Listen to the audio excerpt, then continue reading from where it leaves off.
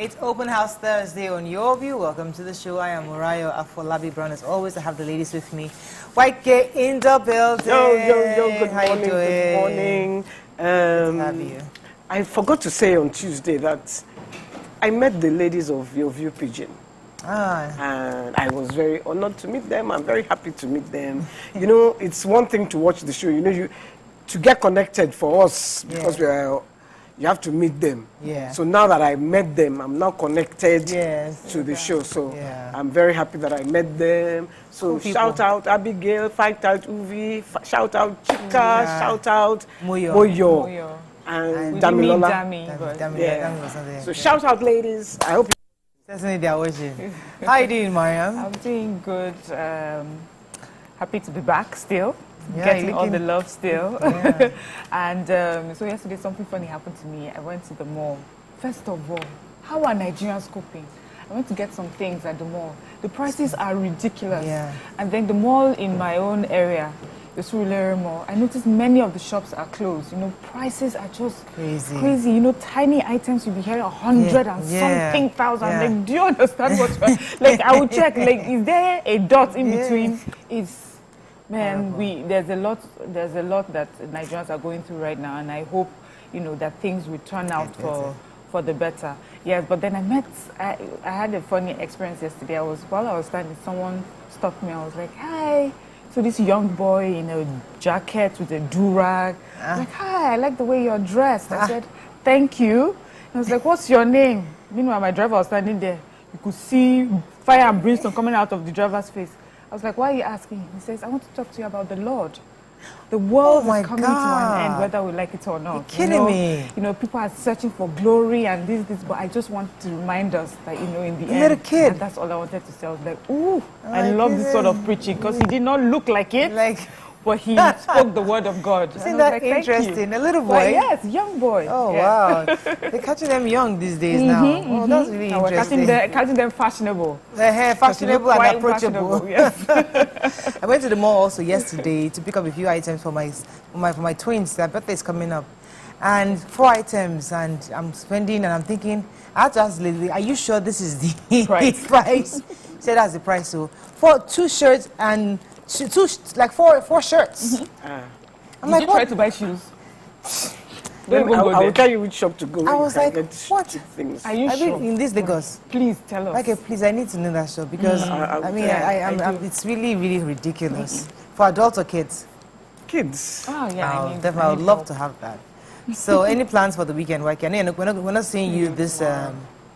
We're not seeing you the rest of the week. So, what are your plans this weekend? I'm going to eat pounded yam on Saturday. Where? Where? Are we invited? My friend. No. How can I invite you now? To another person's house. My friend, Dr. Alero Roberts. So we did a radio show together last week, and then she says, Nico, about pounded yam. I said, can I? I said, come and let's eat. I'll cook 4 and. Obviously, you hardly eat pounded yam in your own house, because our own house, Mama Brown is so constantly pounding. I'm very sad to say I do. I pounded yam yesterday. Why are you sad to say it? Because I did 6 point something kilometers of exercise, and then I now balanced it with pounded yam. That's right. That's right. But when you are exercising, sometimes you can get away without food. That's why. It's because I'm exercising that I can even you look dream of it. Yeah, you've lost a lot of weight. Lots of weight. I've lost I did my over 10,000 steps yesterday. I was like, because I'd already told myself I'm starting in May, so I've started counting my steps. 10,000 steps. And my 10,000. I did over 10,000 yesterday, and I was quite proud of myself. But in my mind, at the back of my mind, I just remember YK and her blue workout outfit. I'm like, nah. I have no excuse. Why can look like this? Please let us go on a break. You are just killing me here. Let us go on a show. I sent you the exercises. I've started actually. I've started. The weight will drop. I hope so. I've started. Although Brown doesn't allow me to, because he's messing up my flow. But I'm trying to get. Stop blaming me, Mr. Brown. He's the one that is causing it. How? Because I'll tell you how. Let's go on a break. When we come back, we continue with the show. It's Thursdays, our gisting day. But first, we'll look at the front pages of the paper. Stay with us. We'll be right back.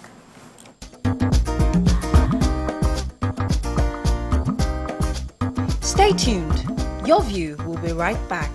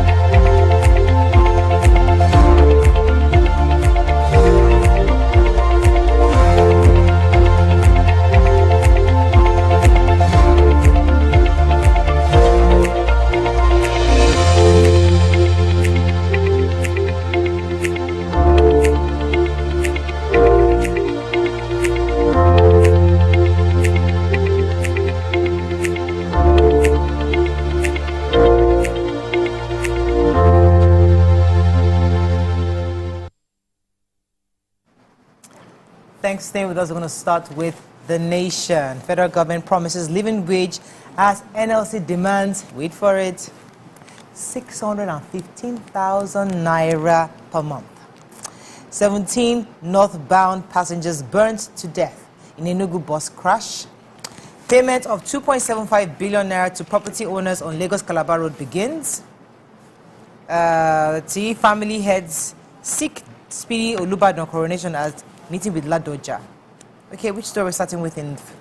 Okay, I'll start with the property owners on the Lagos-Calabar Road to get 2.75 billion compensation.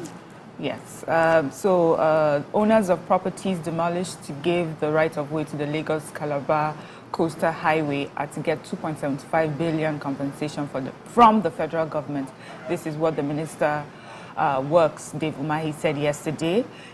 He unveiled the new design routes for the 700-kilometer project in Lagos and then went ahead to call out presidential candidate for the Labour Party, Peter Obi. He says that Peter Obi is inciting people of the Southeast against the government over the project.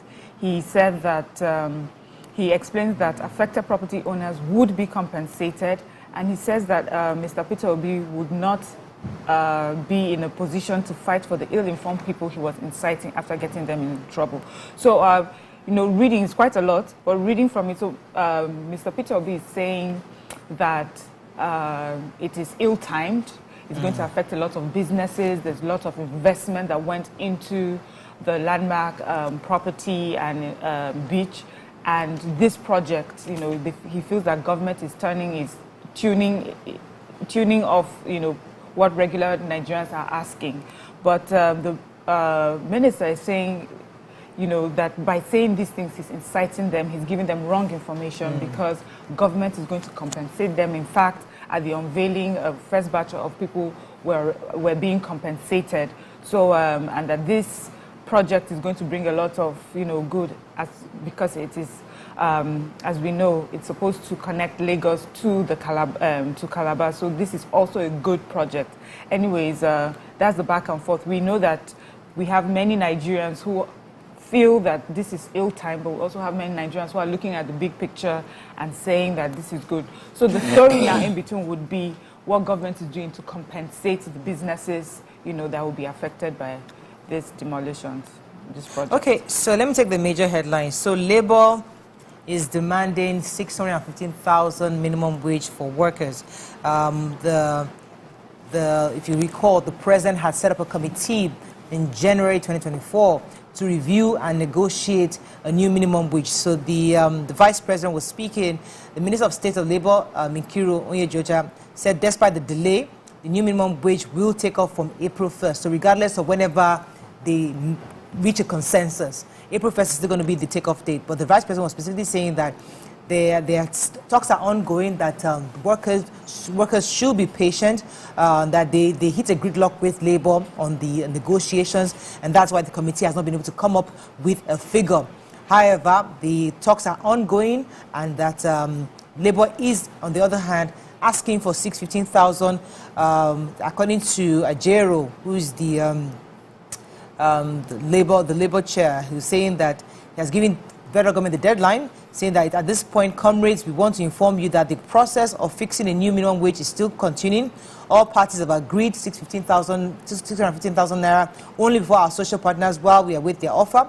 Remember that earlier in the year, we sent questionnaires to across the nation asking for suggestions. Your response to that questionnaire, which you administered across the 776 local governments, assisted in arriving at the figure of 615,000. So we'll see how that goes. It's a large sum from 35,000 to 615,000 naira. But again, the president is saying that negotiations are ongoing, that regardless of whatever time they decide, April 1st will still be the kickoff time. You see, what I have a problem with is when you ask for such an outrageous amount, are you working for the people or are you working for yourself?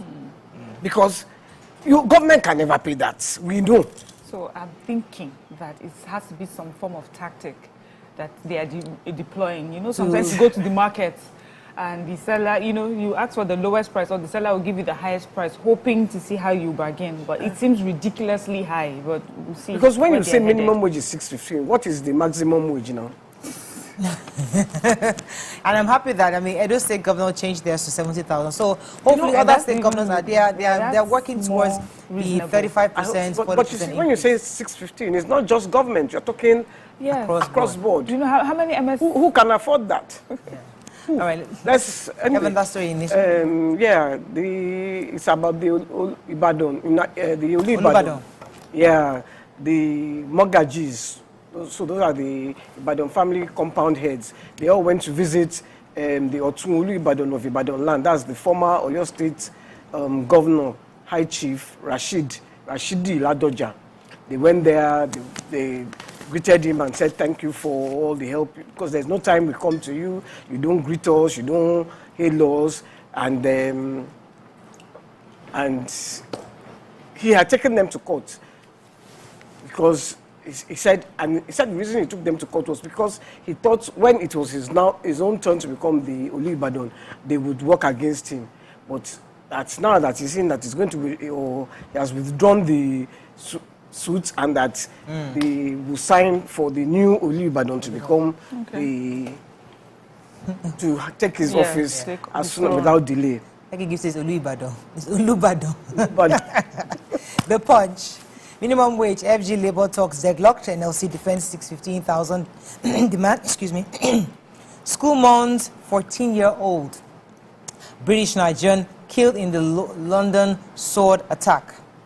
FG restricts Lagos bridges sand miners licenses. Safe school initiative to cover off-campus hostel, says commander. Agric imports go up 12 trillion naira despite 9-year anchor borrower scheme.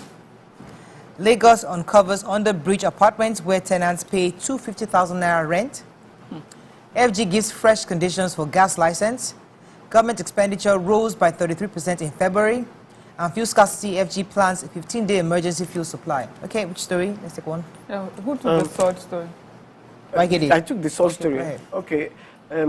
Bancroft School, which is the school where Daniel and Johnny attended, the Nigerian young 14-year-old, very sad story, who was just on his way to school when this mad person, I think he first drove his truck into the wall, or the wall of somewhere, stabbed somebody, you know, and then poor Daniel got attacked as well, and he died from his wounds. Some were caught, you know, very, very random thing. They just. I think they have arrested him on suspicion of murder. 36-year-old man. I think it was very, very sad. Very, very sad. Yes, Nigerians are mourning. The school is mourning. They say he was a very bright student. You know, took his studies very, very seriously. You know, and it was in the east of London, and I know that train station. I passed that train station.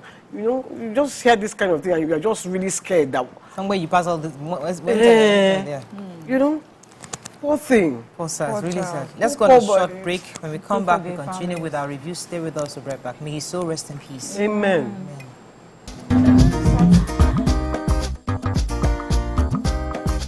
Stay tuned. Your View will be right back. Ladies and gentlemen, welcome to the Republic of Nigeria. Benga Dainka, The first. OJ right here, 7 of 7, like you already know. Benga right here, 7 of 7, like I'm beginning to know.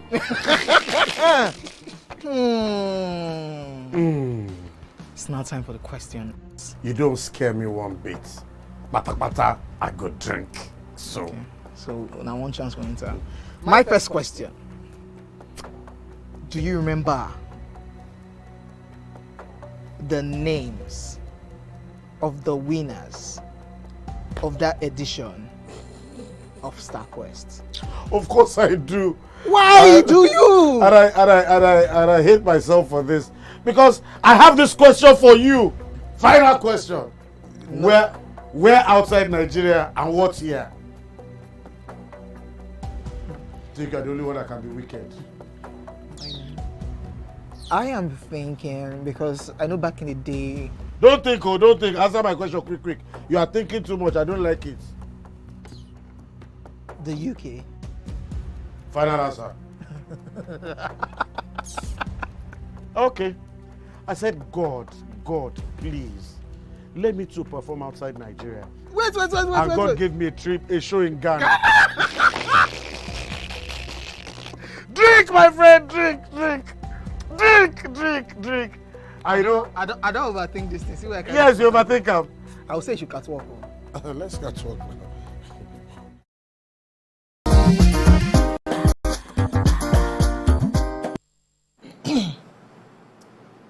Thanks to stay with us. We are still reviewing Punch. Mariam has a story? Yes, I do. So the Lagos State Commissioner for Environment and Water Resources, Tokunbo Wahab, yesterday said that government discovered an apartment under the Dolphin Estate Bridge in Ikoyi where tenants pay 250,000 naira annually as rent. We had the special advisor to the governor, Kunle Rotimi Akodu, who further confirmed it, and he gave us like a full details of what happened. He said 23 individuals were arrested during the eviction, and it was carried out by officials of the Lagos State Environmental Sanitation Corps. He says the squatters were dwelling under the bridge, leading inward Dolphin Estate. He said that the people created an illegal settlement under the bridge, thereby exposing the infrastructure to impending destruction, and that these 23 people that were arrested would face the law. And then he also confirmed that there were 86 rooms. They were partitioned into 10 by 10. 86? Yes, 10 by 10 and 12 by 10, with quarters paying an average rent of 250,000 per annum. So, of course, there are a lot of things shocking about this, is that bridge has been taken over by squatters, and that people are actually collecting money from these squatters. And they are collecting as much as 250,000. You know, I can't blame the squatters. It's the people collecting the money. Of course. Government should go after those people. I mean, you are cheating them. You are taking 250,000 a year from them for... These are people probably coming from different parts of the country, looking for somewhere there. Yes. They're just in Lagos for the first time, trying to get settled. So you're taking advantage. It's not money. It's 250,000. I know, yeah, annually. Sure. For under the bridge. It's better than sleeping on the road. At least the rain will not kill you there. Under the bridge is not under the road. At least the rain is to protect you. I'm just trying to... They build containers. Where they're coming from. It's wrong, absolutely. No, but how long has that been there that has not come to... Well, it must have been there. They must have been there for a while, collecting this money. 86 rooms, that's a long time. How do you build? Yes. You can't build it 6 rooms. You are collecting this money. You are not even... It's not your land. Not paying taxes. You're not paying taxes. Okay, let me just talk about the anchor borrowers. I've been quite interested in anchor borrowers for a while. So that, as a review of the anchor borrowers, so Nigeria spent about 11.6 trillion on importation of agricultural produce during the 9-year period, where it spent on the return, spent 1.1 trillion on the central bank's anchor borrowers. So for anchors borrowers, they spent 1.1 trillion naira. But on the other hand, they still imported 11.6 trillion worth of products from abroad. This is according to the analysis done by the Foreign Trade Services statistics published by the National Bureau of Statistics between 2016 and 2023. The data broke down the volume of agri imports recorded. The major imports are from United States, Canada, Argentina. But what made this quite interesting is that Nigeria could only manage export worth 3.4 at a balance trade of 8.1 trillion. So there's the potential for 8.1 trillion. We're only able to export 3.4 trillion.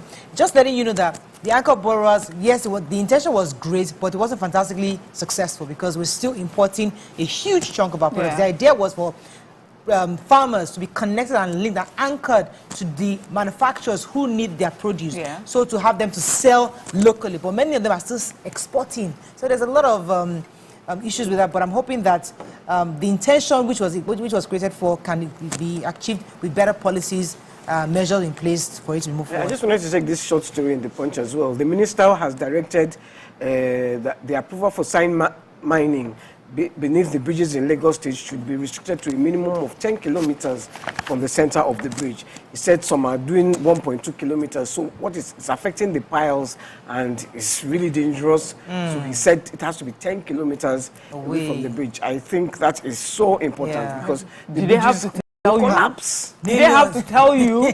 Can you imagine? But it's good that it's documented, it's written out, so we know. Policy, we understand, but like, you have to be told. Daily Sun. Workers angry over federal government's delay on minimum wage. Lagos Calabar Highway FG begins payment of 2.7 billion naira compensation to affected owners. Fuel scarcity, reps demand clampdown on hoarders. Israel-Iran crisis responsible for fuel scarcity, Ipman. Abia North or Jikalu intensifies schools construction in Abiriba, Nkporo communities. PDP begins nationwide reconciliation. Turkey to join South Africa's genocide case against Israel at World Court. Okay, which story? Who has any story? Yes, I have the Sun. So Ipman is saying that scarcity of fuel spread.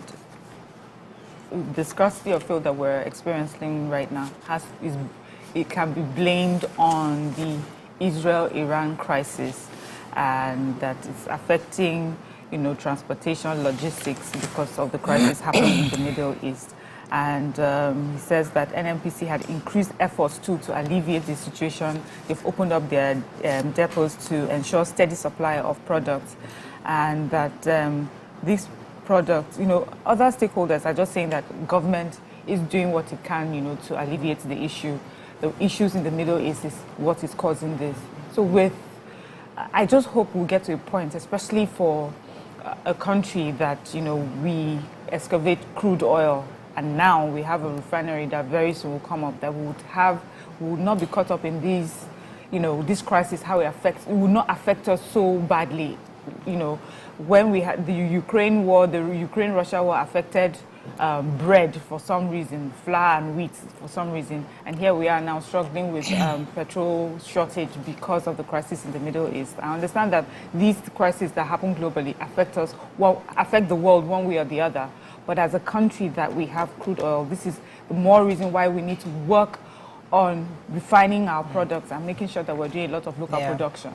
So for those of you interested in the Israeli war going on in Gaza. So if you recall, the International Court of Justice had ordered Israel to refrain from any acts that could fall under the Genocide Convention and to ensure its troops commit no genocidal acts against Palestinians after South Africa had accused Israel of state-led genocide in Gaza. So Turkey, the Turkish Foreign Minister Hakan Fidan, said yesterday that Turkey would also join South Africa's genocide case against Israel at the International Court of Justice.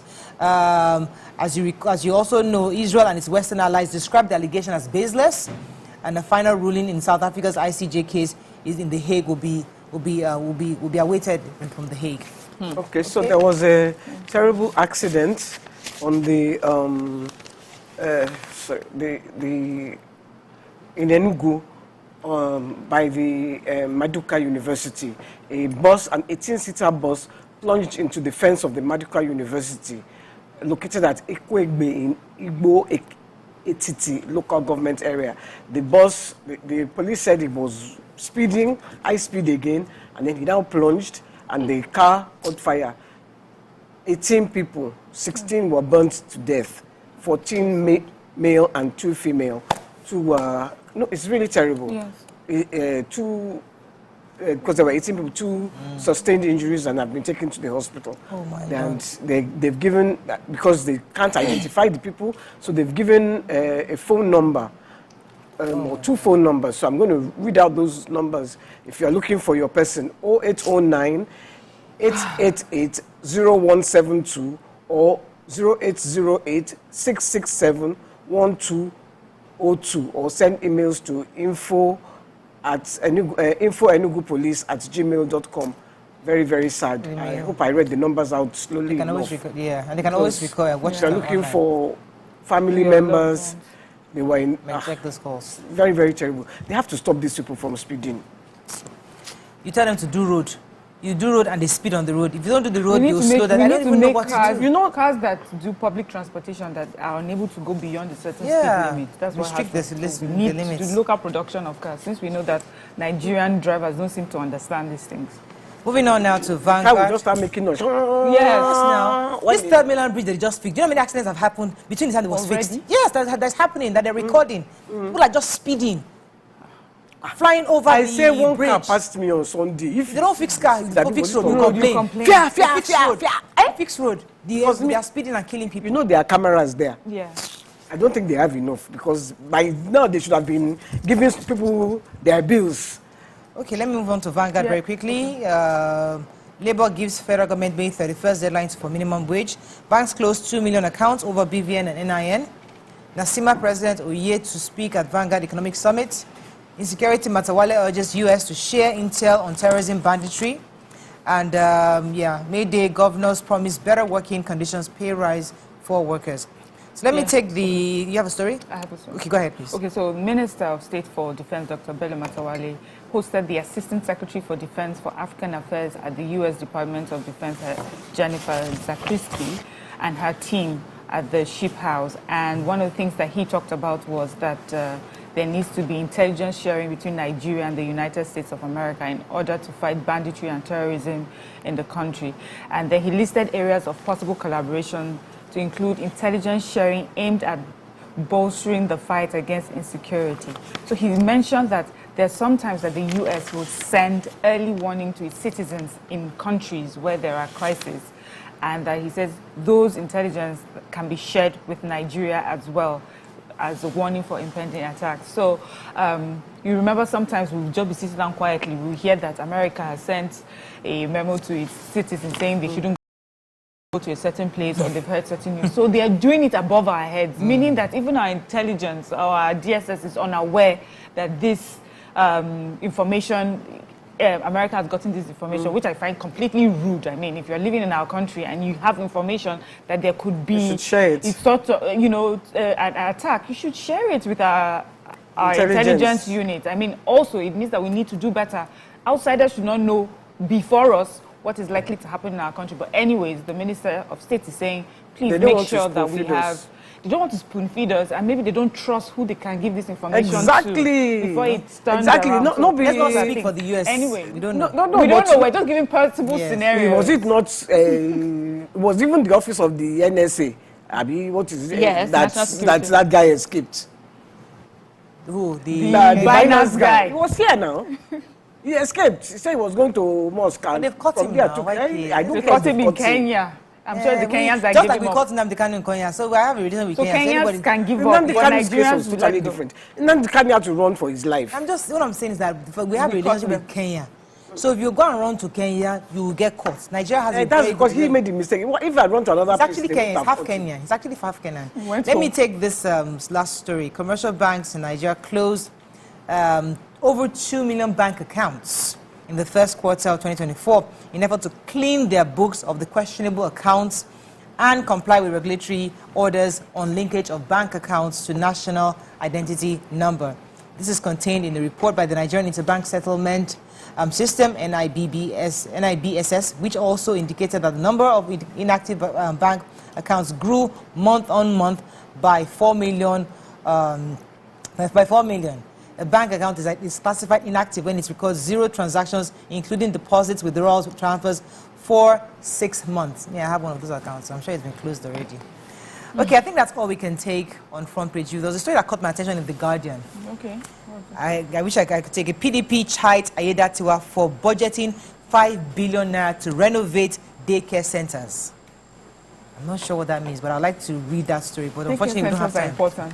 Daycare centers, 5 billion naira to I don't know how many daycare centers. Well, unfortunately, we don't have any more time. We have to wrap up. That's all we can take. But it's an interesting topic to review and see what's going on. So they're buying strollers and buying. Yeah, they want to buy strollers. We need to read it. Let me see if you have to say that. The director has not disturbed me yet. Let me just say. Okay, let's see. The party PDP in Ondo State chapter has carpeted Governor Lucky Aiyedatiwa for allegedly allocating 5 billion to renovate daycare centers in the state. The party said the amount was meant to buy baby strollers, toys, beddings. Another 18 billion naira loan was to be sourced from the French Development Agency for the provision of water in Akure and its environs. So, as I said, it's something worth looking at again. But that's all we can take on Front Page Review. When we come back, it's Thursday. We like to talk about family, relationships, and everything in between. Stay with us. We'll be right back.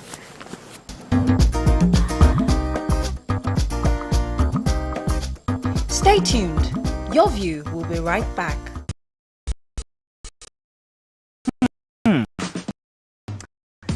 So, have you ever wondered behind the curtains, one of those who wonder what men talk about when they gather? Well, here goes. Imagine what it takes to put together the perfect cocktail, or maybe mocktail. We need a bit of sports, a sprinkling of current affairs, some very deep topical issues, and last but not the least, a healthy dose of grumbling of those we love to hate. And yes, you guessed it, women.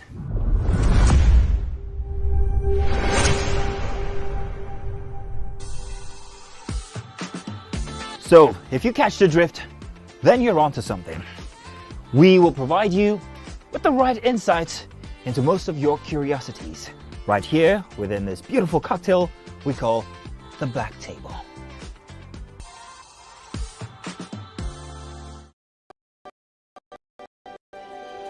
Communications, Nigeria's leading independent broadcast company, has been officially designated as a great place to work. Over the past few years, we have transformed our workplace into one which is respectful, caring, rewarding, and provides great benefits to all our 500 employees. We thank our team for giving us the chance to show that partnership between employer and employee really works. TVC Communications, officially designated as a great place to work, and now the only broadcasting and media company not just in Nigeria but throughout continental Africa to be fully certified. TVC Communications, a great Nigerian company, a great Nigerian place to work.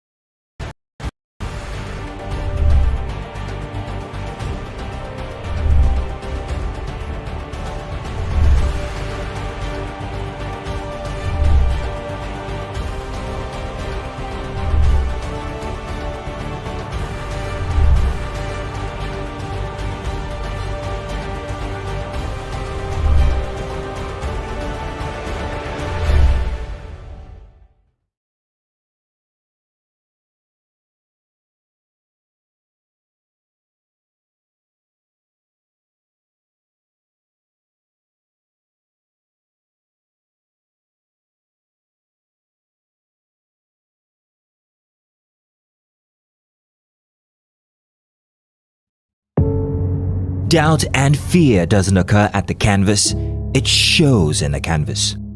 It shows the conation of raw ether material slabbed, stroked, and molded at a pace provided by the doubt and fear. Every move way in the struggle of one to the other, merging the past to the present, brushstrokes of colors seen but not known. For when the wailing stops, the pieces settle down in abject beauty erected for a century of a century. Speaking, advocating, protesting as the arts are meant to be.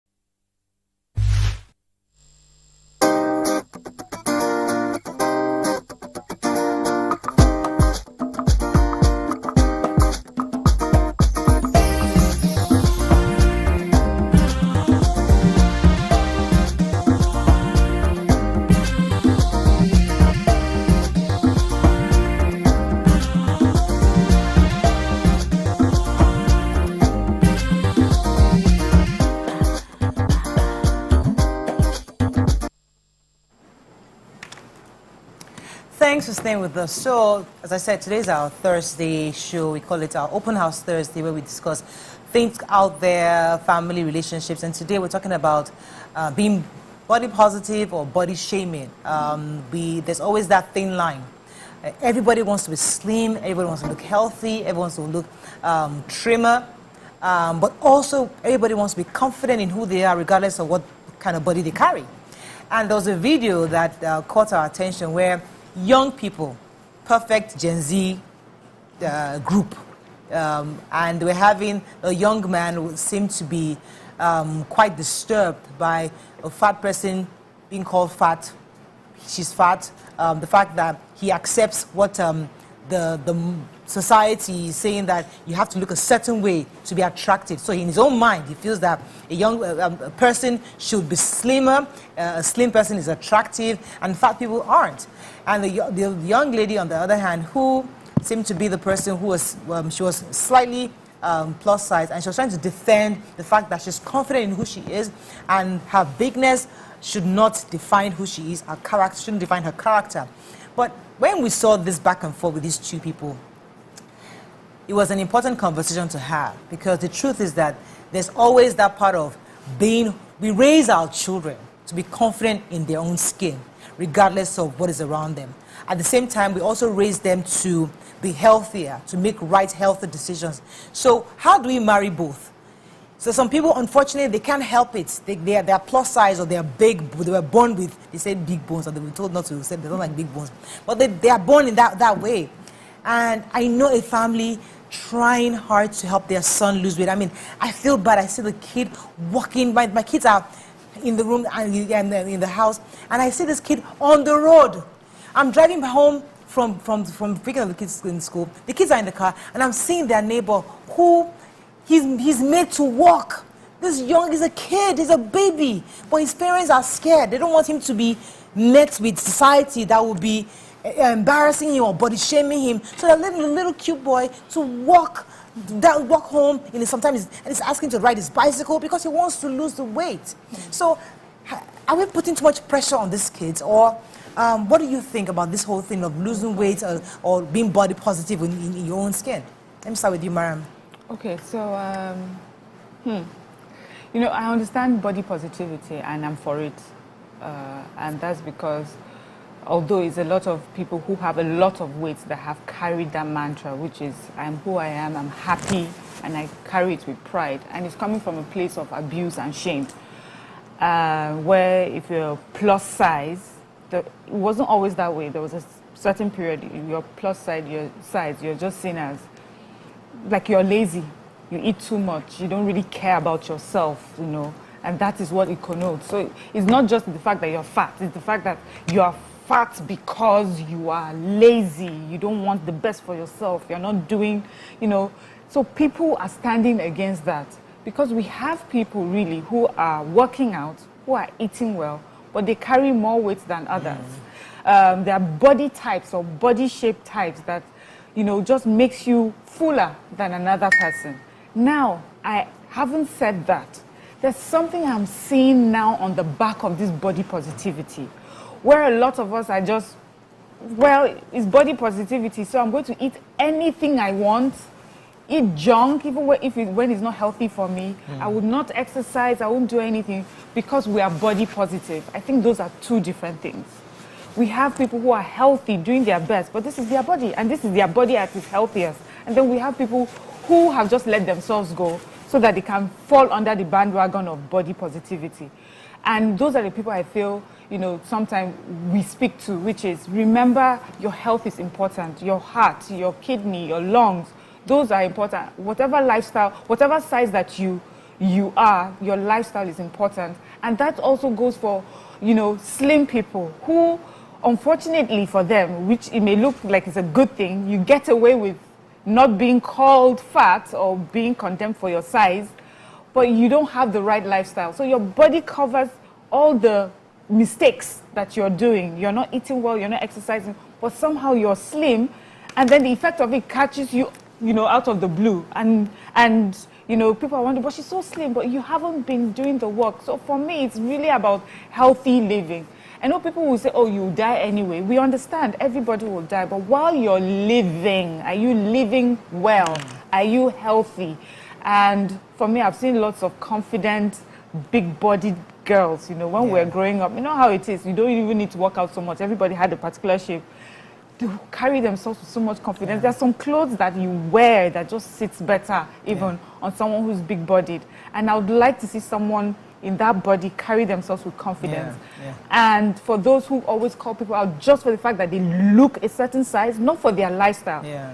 For me, it's a problem. Okay, when you saw this video, how did they come across you? I'm not sure if our producer can show the video just to see, but we don't have the video to show on screen. But the truth is that, what came to you when you saw that video? When I watched it, because I'm coming from a place of where I think I was overweight, and I made a conscious effort, or I am making, I won't say I made because I'm still at it. I am making a conscious effort to lose that weight. I could not really understand where she was coming from, unless she is actually, there's nothing she can do about her size. I mean, there are some people who are that way because they are ill. You have an illness, you can't lose weight. That's different. I think it's wrong to just say, oh, you are fat. Okay, let me report myself. One of our dancers is plus size. Plus size. More than plus size. She gained the weight? She gained the weight. Okay. When she started in the band, she had curves. She was nice, nice big bum, everything. She was nice. But recently, she will eat eba. She will drink beer. She is like now like this, and you are dancing. So I had to call her. I said, "Come." So you can't be dancing and be like this now. People are coming to watch. I mean, so there's a difference, because when she first started, she had body. She was not a slim person, but now she has now become a fat person. So I don't want to say, I'm not body shaming her. I'm telling her, this is your work. For the work, yes. It's required for the job she's doing. Understood. Yes. But my own worry is the mentality of this young. That's why I highlighted the Gen Z part. He's a young person. You would think that their generation are more accepting. I don't know, maybe not accepting. Are more understanding or accepting of the fact that people need to be allowed to live their lives the way they choose. We're in the time where people make choices. If I choose to be plus size, I want to be allowed and be confident in my plus size. If I choose to be eating about breakfast, lunch, and dinner, allow me. As long as my character is who I am. If I'm going to, God forbid, I drop dead at 50, it doesn't concern you. God forbid I drop dead at 60, it doesn't concern you. I have made my choices.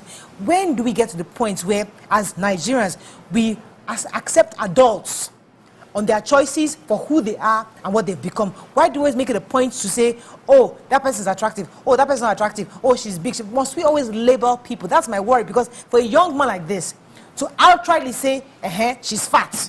Yes, I can't be attracted to that. It's horrible, it's disgusting. That for me is heavy. He has no right to be saying that kind of thing to anybody else, don't you think? Okay, maybe he doesn't have the right to say it, but he has the right to think it. To his decisions, to his preferences. Yeah. So now, you're right about this is my life. I'll live the way I want to live. I want to eat eba morning, afternoon, and night. I am the size that I am. I love it. Good. But what I heard him say was, so this is who you are. This is your choice. Then accept that it's being described as FAT. That is it. So now you have taken this FAT, carry it with pride. So if I call you your name, don't be upset because you have accepted it. Why you get upset? Yes, why you get upset? Because I'm calling you the word. Then, but you know what I was saying is, I hear you, Miriam. Yeah. I love that statement. Yeah. But also what I am, I want us to look at. Do we remember, for those who used to watch Oprah then, we saw her journey back and forth. She struggled. So one thing with the fat thing is many people assume it's only those who are lazy and not eating well or have a terrible lifestyle that are fat. There are some people, like you mentioned earlier, who are ill.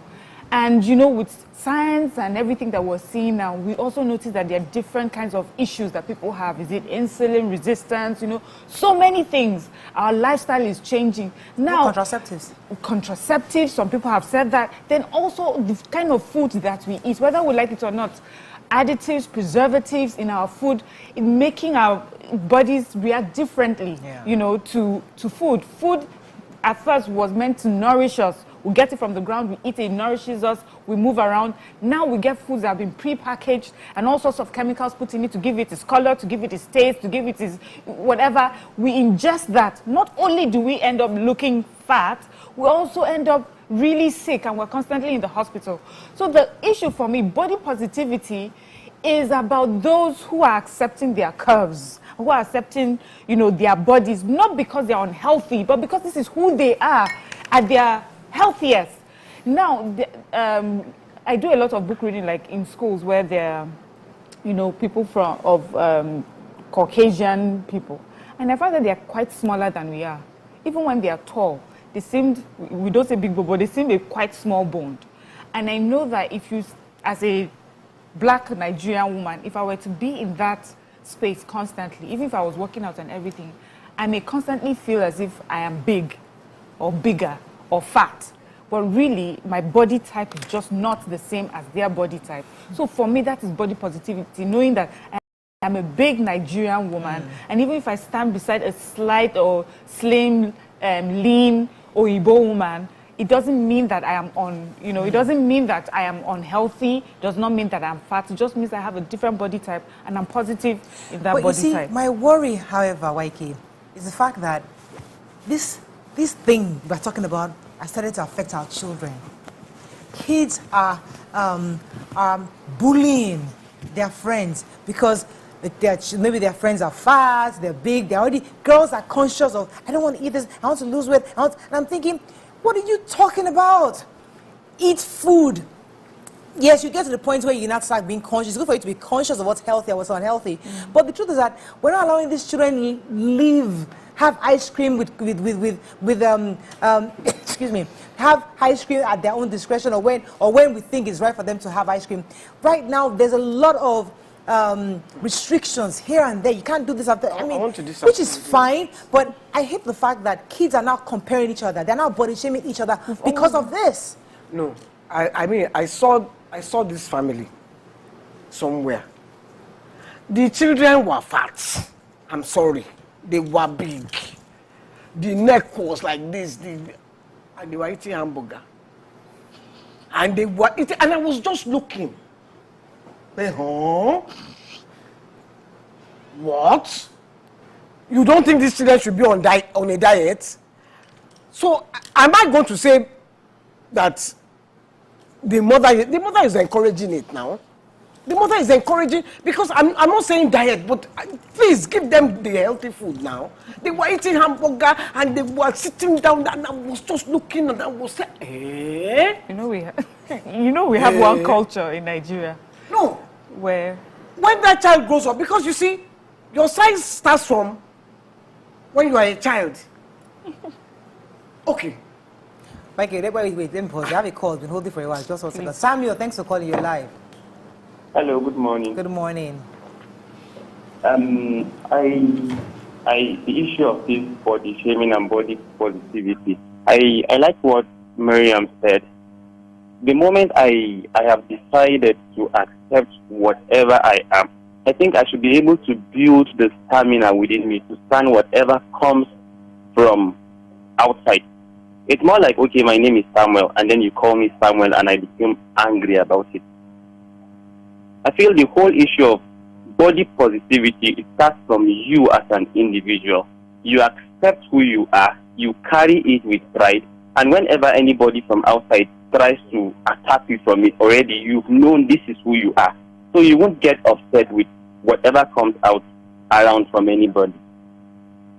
Point taken. I really, you see, when I'm not even saying I'm slim now. I'm not even slim now. You are. Anything that one. A year ago, when I was fatter, when you call me fat, I will just swallow it like that because you know.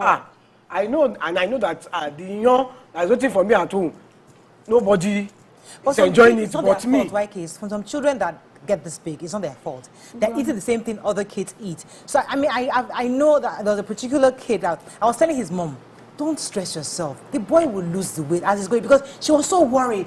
But now I've seen the boy, he's healthy, he's playing football in school, he's entering secondary school. But when he was much younger, she was so worried because he was really big. Listen, they will lose the fat. Let these kids eat, as long as make sure that they're not overdoing it. But when your child is plus size, you shouldn't make a parent worry and start getting depressed and start forcing the child to be eating salad. No. I think you can reduce the quantity, but make sure your child has the freedom to eat as they choose to eat. That's how I feel. Okay, so now we're going. So if your child wants to eat 4 hamburgers, sorry, Miriam. No, I will not allow my child to eat 4 hamburgers. You can have 1 hamburger, but you can't have 4 hamburgers. It's just me ensuring, but I'm not going to stop my child from eating hamburger because she's big. Because I believe that this family I'm talking about, the children will eat like 3 or 4 hamburgers. Okay, so I feel we're in a different time.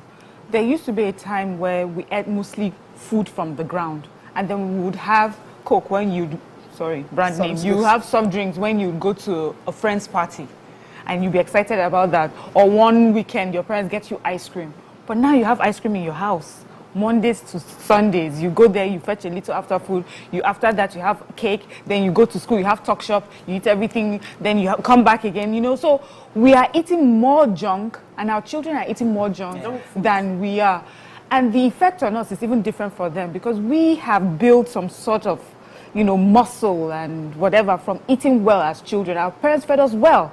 So whatever bad behavior we have now is not affecting us as much as it's affecting them. There are more children now with diabetes and some of these health problems that we used to see in people in their 40s and their 50s. We have children who are struggling with that. So that is a health issue, and I feel that parents should be concerned about that. If your lifestyle, if your eating habits, it's something that makes your child ill, be concerned. And if your child is eating like every regular kid, and for some reason that child is not doing well, take that child to the hospital to find if there's any other underlying illnesses that may be the cause.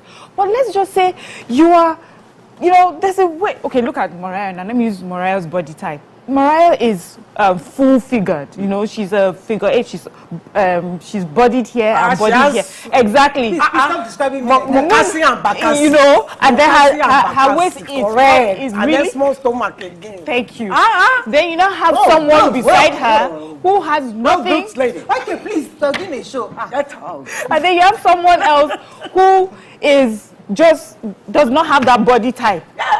And Mariah is constantly killing herself to be like that person. So you are eating about the same time, your lifestyle is similar, you're working out and everything, but you're complaining that your hips are not as slim as this one's hips. That is a problem, because that's not your body type. So I want us to separate it.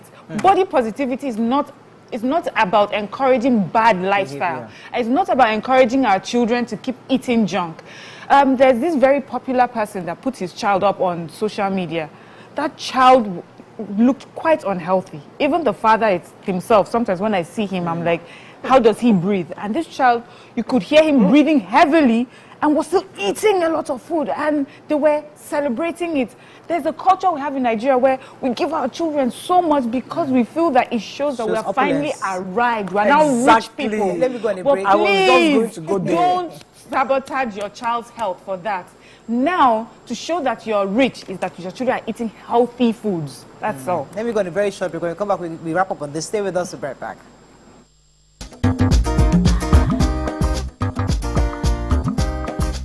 Stay tuned.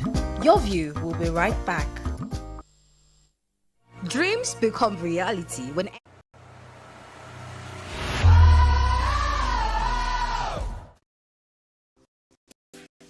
Entertainment. What would you like to order from our menu today? We have the regulars. So let me go and look for my jam results. So my 280 was 320. I suppose don't be one medical. At this point, I contest my jam results. I want to close the show. I can go.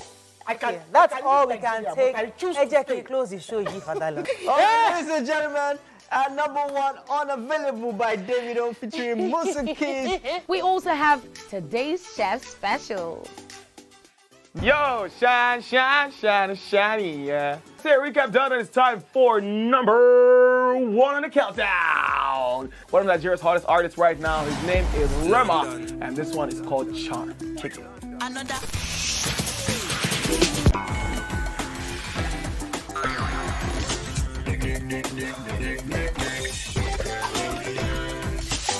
For dessert and a bit of nightcap, we have the nighttime and online specials.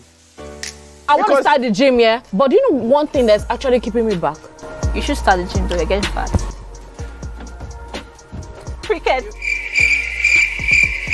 She says she does pole dancing to empower women. What's the difference? There's a difference. That's what I'm saying. So pole dancer, you're already almost naked. You're already almost naked. No, the empowerment for me. Sex can make your relationship better. No. Sex can never be overrated. It is needed. Especially when it's good sex too. Almost every guy has been with somebody's girlfriend. But they are for all of us now. That's why you're still single. I would not agree or disagree with that because I don't want to get into trouble. I have a home to go to. Your next question. Oh, you ready to fail? Who is the person that used to us? What is his name? That woman. Bam! Bam! Yeah, today we'll go here. Hey! Let's catch up now. I'm sure we've been able to satisfy your cravings, yeah? Stay good. TVC Entertainment for pure entertainment.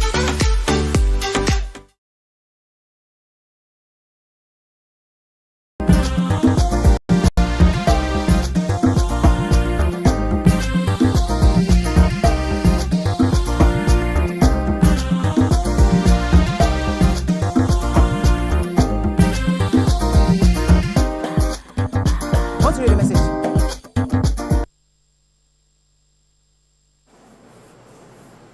Thanks for staying with us. We're talking about body shaming, body positivity, people's perspective, and we're now moving on to beauty standards. Let me come to you. You had a few comments, right? Yeah, and I have one comment that I want to read. It says, it's from Moses Ade. It says, Ade Nikuti, it's open house Thursday. You can say anything, don't mind Murayo. So I had to just read that message. So talking about beauty standards, because so we talked about healthy living, how to raise our kids properly, how to protect them. But today's beauty standards promotes thin waist, big front, big back, and the whole works. And many people are finding it difficult to find a spouse or find a significant other. Maybe they don't have a chiseled body, they don't have, because men to have the issues with their pot bellies. A lot of men who are drinking beers every day, they're having issues with meeting, because a lot of women are demanding minimum 6-pack, minimum at least. You say minimum? Maximum 4-pack. Minimum 4-pack. 2-pack. But if you don't have a height, we can still manage as long as I don't want to see pot belly. So there are demands left, right, and center. So this body shaming versus beauty standard, like how do you see it? Especially because from the video we're looking at, the girl was saying, I can't kill myself. This is who I am. And the guy said, well, unfortunately, you can't get married. You can't find a spouse. You can't meet somebody. Nobody's going to be attracted to you as you are. And I'm thinking, how do people still think like that? I don't know. What are your thoughts on these body standards? Of course, there are different body types, as we've said before. And we have beauty standards. And for me, I think that there are different beauty standards per your culture. there's the Western culture that likes the very thin, slight, female body. But then there's the African culture that likes the fuller-bodied woman. Yes. And the full-bodied woman. And because of how mainstream Western culture is, we find our men, start leaning towards that. But we are back to a culture where we now have these slight women who are artificially, adding the features that are natural to the African woman. Because now men are accepting this beauty. There used to be, was it Lonely Londoners I read? I can't remember which book, where a man, his preference was for full-bodied women. But he would lie to his friends about it. He would not want, he really was attracted to, but he would like to his friends because for them it was local, as in your bush, to like that sort of women. You must come from from Africa to like that sort of women. So to show that you are now educated and exposed, you go towards a slimmer person. But now we have, Africa is coming into its own with our music, with our fashion, with our women, with our body type. And we can see the Oyimbos too now looking at us and say, oh, this looks good. And trust Oyimbo, when they like something, they invent it. So they invented all the things that they fix inside. So you can have different beauty standards. This young man in the video was like, nobody would like you. You may not like it, but I've been to 2 weddings recently where the men are tiny, small, and the girls are packing it in front and behind. And I'm like, that is body positivity. He loves it so much. He's putting a ring on it. But if you don't like it, go for the other type. But it does not make, I think what a lot of girls are fighting is, don't say because I am this size, it means I am ugly, it means I am not smart, it means I am lazy. I'm just a different type of babe. Let me take this and call. You don't like me, go and find your type. Atolagbe from Isolo, thanks for calling. You're live. Yeah, good morning, Moana. Good morning. Yeah, YK in the building. Yo, yo, yo! YK in the building. Good Yo, morning. yo, yo! Good morning, Miriam. Morning, Miriam. Yeah, good morning. And based on the topic, it's not all men that like fat women. Men go for slim women, as you can see, because sometimes fat make you older than your age. So men don't go for it. Look at YK. I've known YK for many years now. She's still in the way she is. Assuming YK is a fat woman with her age, look at she's still claiming under 16. YK is 60 plus. Look at her, she's still looking very smart, looking sharp. So in terms of fatness is not something that is good for anybody at all. If you find yourself in the midst of your age, you're going to look older than your age. And based on what Maria is saying, if you see most of Nigerian young guys getting married to the wife, especially the fat ones, you hardly see them go for the slim ones, because the slim ones will not listen to you. It's only the fat ones, because they don't have option. They want to get married. That's so nice. So we should control whatever we are eating, and our diet is very, very important as well. And also exercise will also help you. It's going to keep your shape. It's going to keep you smart. But once you are fat, you will not be smart. And once you are sleeping, in the midst of once you are sleeping, it will be affecting the people you are sleeping with. Thank you very much, Atolagbe. Thank you for your view. But the truth is that I know some fat people who carry it well. They have a good height. They have good shoulders. They are confident. They speak well. They have good jobs, and it speaks from their confidence. So the only reason why they want to lose weight a bit more is for health reasons. So they don't feel weighed down, but it doesn't mean they're not attractive. I know some really attractive plus-size women who carry their weight very well. So that's why I'm trying to have this conversation, because a lot of men think like Tolagbe. Once you're plus size, they just look away. They don't even give you a chance to know the beauty of your character, the person you have inside. They choose not to, just because you're plus size, and it's a problem. And for a young person like the man in this video, I'm so sad that our producers couldn't put it on for us to watch. For a young man like that to have that mentality, that is willing to judge you on how you look without even trying to meet the person, for me, is a problem. I think the reason why I wanted this conversation to be is that we need to highlight how character should be above everybody's. When you're looking for somebody, it should be the first thing you look at before you start thinking of the person's weight. Weight can be lost as you connect with the person's character. both of you can work together to lose weight, to help the person lose weight, if you so choose, if she so chooses. Mariah, let me just tell you something. Men are visual. Yeah. Visual. Yeah. I get that. Visual. I don't even know where they got that. No, hold on. I get that. I hear that. Listen. You know I don't listen. Because no, you must listen. Wait. I let you finish. Let me say my own. Then you can answer me. See, men are visual creatures, whether we like it or not. Now, there are men who are attracted to big-boned women, fatter women. I know a man, he's only a big woman that he likes. He can never... Someone like me, I'm totally unattractive to him. Yeah. Do you understand? Now, that kind of man is not going to come and... I might be very in his own space where it comes to my brain and everything. Maybe we can connect. But he's not even going to come to me because he's not even attracted to me in that way. Now, the same way, a man that sees maybe a big boned or a fatter lady says, no, he's not going to go and find out whether she's big boned, whether she's intelligent or they are in the same intellectual space. No, he's not going to go and find out. Unless they sit down, they're not even talking to each other like that, and then they start to connect. Okay. And then he says, oh, I like her. We're saying the same thing. We're not saying the same thing. We're not saying the same thing. I'm saying a man is not going to. So if that is not his type, if that is not his type, he's not even going to go and find out whether she's his type. The reason why I didn't want not. you to finish on that point is because we get that all the time. Men are attracted to what they see. Men are visual. Women are equally visual. The same visuality a man has, a woman has it. We are able to probably control ours, but it doesn't mean that I am also attracted to rubbish. I see what I like and I know what I like.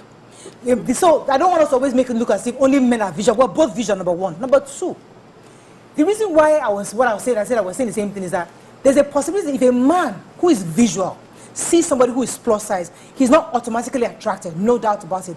But because he's mentally at power, mentally superior, he's willing to have a conversation with a human being.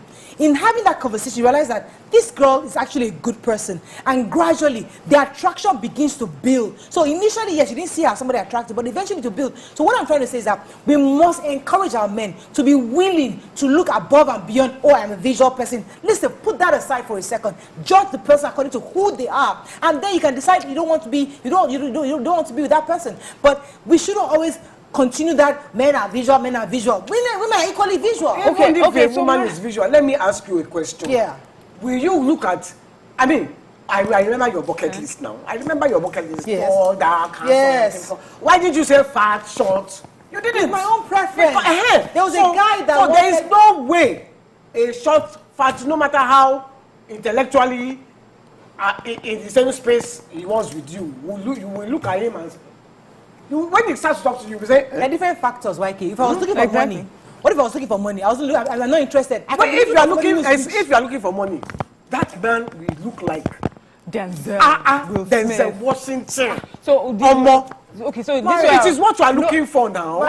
Mariah, I don't agree with you. Men are truly visual, honestly. And if they are going to approach you romantically, first of all, it's what they see that they would gravitate towards. I'm not saying that a man will now eventually decide only on your looks, how far he wants to go with the relationship. Eventually, there are other factors, as you mentioned, that will come into play.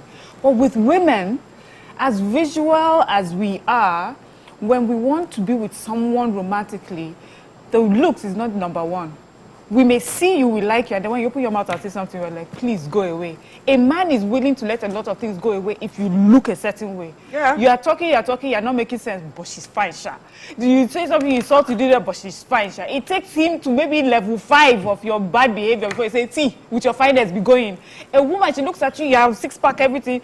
Wow, nice. Then you open your mouth and say, how was your night? Like, can you imagine? He told me how was my night. And you don't want to ever speak to that person again. Many girls, beautiful girls, we've seen them, they get married to much older men who are pot-belly but have a lot of money. They are visual, but they are also, material.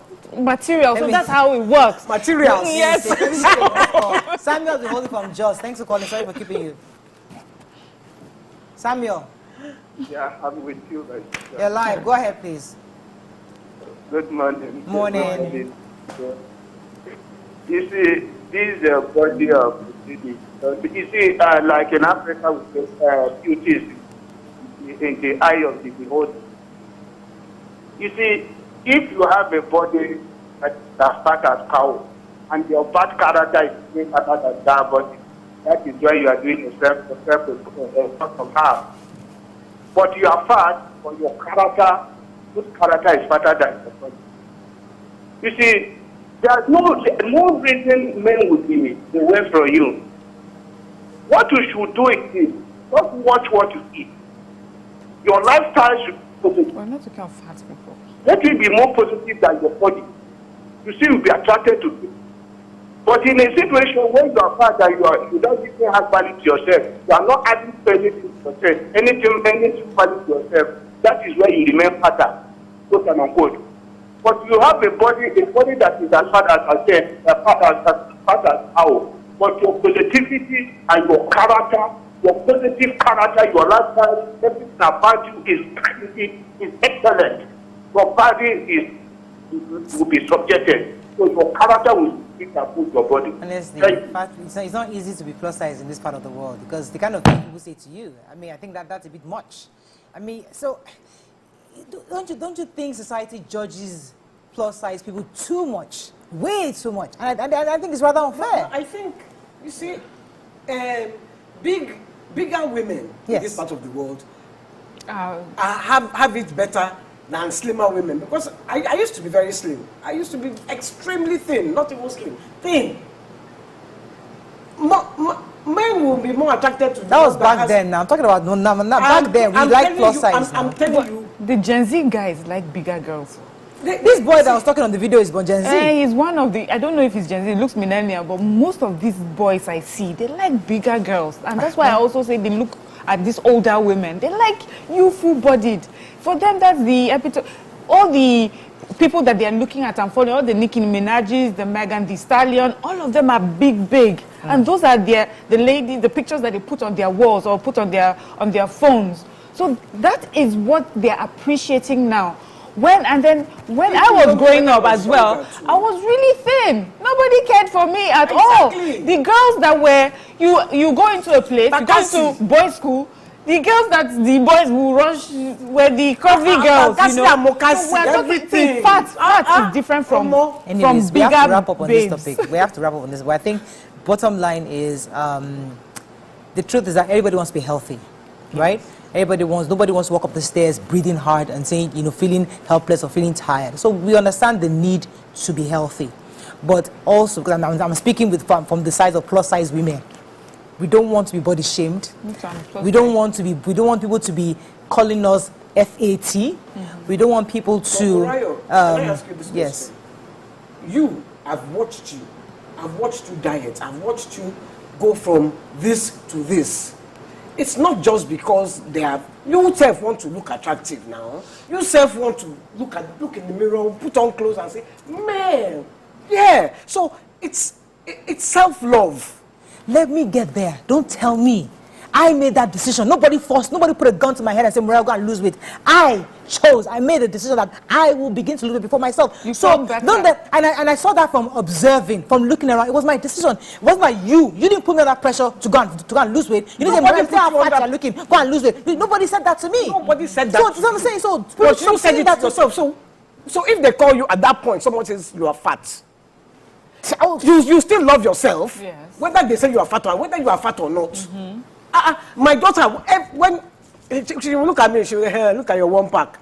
Get out. I still like my food. Bring the food. Yeah. I don't care. I've decided not to care. So if they body shame you, I'll be proud of who you are. Don't start complaining. They're calling me fat. Enjoy it. Live it. Enjoy it. That's my own point. Yeah. I think it's because I've decided to lose weight that I am. Yeah. I say when my brother, there's no time get body shamed as well. My brother's apartment. Why do you keep saying us? Anyway, thin people get body shamed as well. Are you joking? When they call it thin people, get body shamed. Bonga fish. Have you heard bonga fish? I heard that a lot when I was younger because I was really thin. That's all we can take on this segment. Let's go. We have another topic we're going to talk about, but I think in a nutshell, let's not body shame each other. If you want to lose weight for yourself, not for anybody else. And if you're not attracted to somebody who's plus size, look the other way. The other options. Leave her alone in her own skin. She's fine. Don't have to label her fat, ugly, whatever it is. The labeling itself is unfair and it's not nice. That's all we can take on this segment. We'll come back with our next topic. Stay with us. We'll be right back.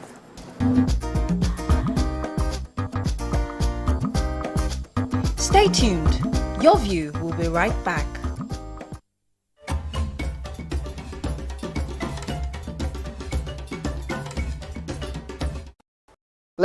Ladies and gentlemen, Made Kuti in the view. It's still 7 of 7, and we've been doing a whole lot of protesting. The only thing that remains is just to carry placard. It's about 5 of 7, to be honest. Because, ask your question. I have so much to speak about once we finish. We'll not give you the time because it's 7 of 7. I will make the time now. He said he will not ask questions about science. No. Neuroplasticity. And based on he asked a question that was subjective about high life, and he did not finalize his answer about a Kuti question where there are only 3 of us. Editor, scratch this part out. That could have possibly composed the music. Editor, scratch this part out. Stupidity is an act of ignorance. Hey God, Made. Was composed by which Kuti? Femi Kuti. Is that your final answer? God, I'm Sheon Kuti. No, wait, Femi Kuti. You said Femi Kuti. Wait. You can't be allowed. No, you've not asked me anything. Everyone. You've not asked me anything. So my final answer. No. All I have to say is this show is really about drinking. Yeah, that's the whole idea. The questions don't matter. That's the whole Justice idea. is out the window. We throw caution to we the have wind no right morals here. On the 7 of 7.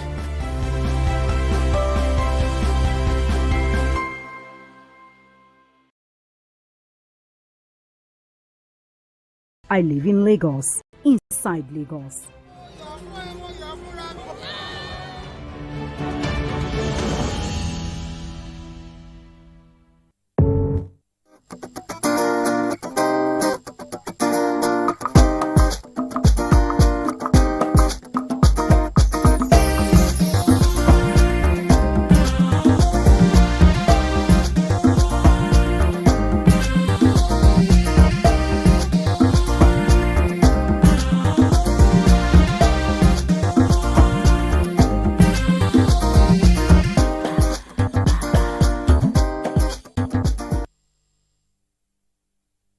Thanks for staying with us. So there was a tweet that caught our attention we thought was important for us to discuss also. A young woman by her handle is at Kinyi, I think. She said that I hate being a mother. It's one of my biggest regrets. And nobody can convince me that it's worth it ever. According to her, she says, being a mother is very overwhelming. I hate it, and if I could turn back the hands of time, I wouldn't have been a mother. But it doesn't mean I hate my child. It was towards the end of the 3rd trimester when I realized that I just ruined my life. I wanted to give her away after birth, and 8 months later, here we are. I'm giving her the best life ever, but do I hate her? No. Will I do anything for her? Yes. Would I do this again? Absolutely not. So I don't care about you being, okay, it's my situation, not yours. People are responding to her. And so I guess. And the reason why this was an important topic to talk about, because we're all mothers here, and we can almost see maybe where her frustration could be coming from. But it's also interesting to talk about how to get out of this situation, because sometimes, and again, online, social media, when you write things like this is for life. You know, you don't want your kids growing up to see that you wrote this about their birth. But what are your own thoughts on that moment? Have you ever felt, you understand where she's coming from, and have you ever felt that I wish I didn't take this decision to be a mother? I understand where she's coming from. I understand that motherhood can really be quite tough. Even from when you get pregnant, the pregnancy. I don't know if I've said it quite a few times here. My pregnancies are not easy. you know, where some of you will be glowing and bouncing about. I'm covered in rashes, you know, I'm constantly throwing up. People say you throw up only first 3 months, but for me it's until the, you know, last. And so I found pregnancy especially quite difficult. And there were times then when I would say, I remember actually when I was having my second child, I kept saying to my husband, I was like, I'm not doing this again. I'm not doing this again. Because it's a lot. While I was pregnant, there was a lady I met, I was just talking, and I was explaining how frustrated I was feeling. You know, I wasn't sleeping. Everything I ate, I would feel even more bloated on top of the pregnancy. And she called me out, don't say that. Do you know how long I've been looking for a child? I don't have one. And you could say, so I understood her, I empathized with her, but also I was carrying my own struggles. But now I have these children. I'm telling you, I love them. I think it's worth it, you know, but it takes having the children to realize it's worth it. But that does not mean that there are times where I'm looking at them, that they have done something and wondering, you know, like, it's tough being a mother. So you do everything, you have the child, you try to raise the child, and sometimes it's not as if these children are constantly angelic cherubs waiting to love you. They are back and forth with you sometimes, and you're wondering, did this come out of me? Why is it, you know? So it's tough, and some people may find it harder to, you know, to accept, to deal with. Then, you know, when you now read especially child psychology books and all the things you're meant to do to raise a healthy child, then you realize how much you don't know. And how, you know, sometimes I'm like, I hope I'm not ruining these lives that God has given to me. Am I equipped enough to raise these children? So there are many times you also doubt yourself. But honestly, I think it's worth it. Because when I look at my life, everything I have and I don't have, these ones are the only ones I can say, you know what, if anything, at least these ones. But you see, it goes back to why I always say that young people have no business this thing called marriage and motherhood and everything, because I'm looking at the picture, if that's a picture of the young girl that said this, sometimes your life is way ahead of you and there's so much to explore in this world that marriage should be the last bus stop. Like, for me, I always feel that explore, travel, meet people, go around the world, do stuff, because you get married, young women want to get into university, meet somebody in school, from graduation, you get married, and now you're having a child. And that's what family expects you, boom, boom, boom. And then you're 21, 22, you have a child, and you're thinking, what? Because there's a whole new person that you have to be responsible for. So it comes a lot of regrets when you are very young. Although some people, that's what they've been raised to look forward to it. So yeah, but that group is there. But there's some group that they want to live. There's no way I could have had my child at 21, 22. I won't be crying. I wouldn't have been frustrated. I would have been depressed. I would have, because of the kind of person, kind of energy I have. There's no way you want me to have a child at 20. What? No way. I have to have things to do. You know. But she's young and she's feeling that same way. But being a mother puts your career sometimes on hold. Secondly, it makes you get fat. We just discussed about being fat. Your body will change whether you like it or not. You might be a slim girl. People used to have this perfect body size. And this child that you had just made you big overnight. Not because you were eating wrongly, but because this child just had happened to you. It can cause a woman to be depressed. You now start blaming that child for your weight. And some people never get rid of that weight. It takes them years. And that says it affects the psychology of a young mother. So there are many factors. I can understand where this child is coming. YK, what are your thoughts when it comes to you? Did you ever have this experience? No. It's very difficult for me to, because I didn't even have, there's the postpartum depression, there's the, I didn't have any of that. Yeah. I carried badly, but for the first 3 months, but after that I was happy, and so I wanted the child. So it was a blessing for me. It was everything. So it's difficult for someone like me who everything went okay for to understand her.